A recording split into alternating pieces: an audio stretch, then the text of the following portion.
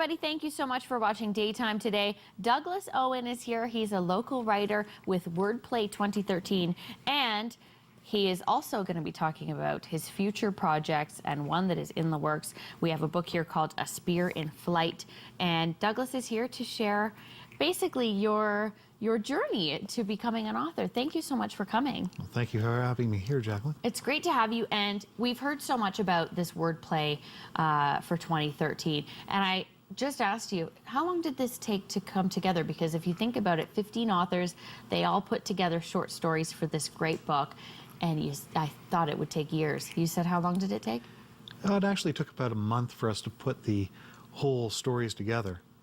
Isabel Warren, who's the editor-in-chief for the Wordplay, sent me an email back in the end of May saying, hey, I need you for this little project we're doing. And she said anywhere between 1,000 and 5,000 words for a short story. Mm-hmm. I mulled it over in my head on the Saturday trying to figure out what the heck was I going to write. And I came up with my short story, Lonely, on the Sunday morning, wrote it, sent it to her, and I swear I heard her fall out of her chair when she read my email and saw the attachment. Really? Yeah. And she said, this doesn't even need to be edited. Well, it was perfection, wasn't it, Doug? No, it wasn't. It needed some editing on it, but she said it was pretty clean right out of the book. Great. So I was very enthused about what she did. And tell us about the group of authors who came together. I mean, they're all very unique. It says emerging authors, mm-hmm. But you all have other projects that you're working on in addition to doing this. Oh, always. Yeah. We never stop. When you're an author, you just write, and it's an addiction. Yeah, is it? Mm-hmm. How long have you been writing for?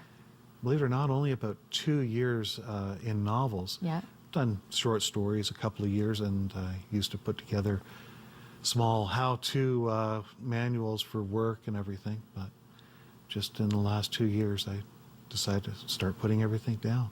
What made you realize that this became an addiction for you and something you needed to do as a kind of a creative outlet? I was sitting there at work, mm-hmm. putting small ideas together for short stories, came up with one, said something to a friend, and he said, make that a book, will you? Stop bothering me. And that's when I wrote the first draft of one of my novels, I Hate Zero G. And then from there, I worked over to the NaNoWriMo project, or National Novel Writing Month project, that happens in November. Which is fascinating. Tell us about this. Oh, it's when anywhere between 50,000 to 100,000 writers just get together in the virtual world, and they try and put together a novel in 30 days. And you did? Yes. Amazing. And you also did that with a full-time job as well. I can't even believe it. Was this the book that you completed for the NaNoWriMo project? Yes, it is. A Spear in Flight, the first book of the Spear series. And you've already started conceptualizing and working on the next one. You can't start writing it, though, until when? Till November 1st. That's when we come out of the gates and start hammering the keyboards. Oh, my goodness. And how long do you have to complete that one? Another 30 days? Only 30 days. What has that been like to have that time constraint? Are you somebody who likes to work under pressure? I don't know whether I like to work under pressure, but it certainly gets you going really quickly. Yeah. Having the time constraint where you have to have at least 50,000 words, and I came in with 75,000 words on this one on the last year, and I'm now aiming for around 90,000 words to get the proper story out for the continuation of the children's story, journey. Well, tell us about this one. Obviously, it's based on kind of a fantasy genre, but tell us about what we can expect from A Spear in Flight. A Spear in Flight follows 3 children. Originally, it was only supposed to have one child as the main character, which is Thomason. But then Bethany and John just reared their heads and stuck their noses into everything.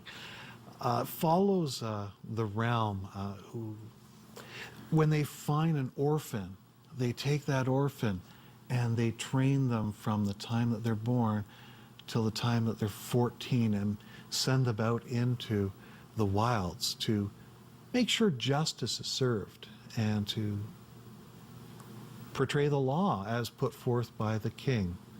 Interesting.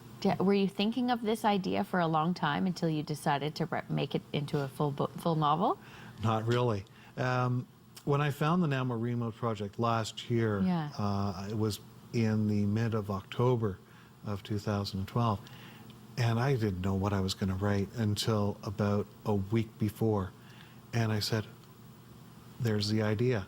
And I just started writing the outline, saying in chapter 1, it's going to follow them. I'm going to build it based on their years of their lives or the months of their lives. And then I started envisioning the different characters and playing it out in my mind.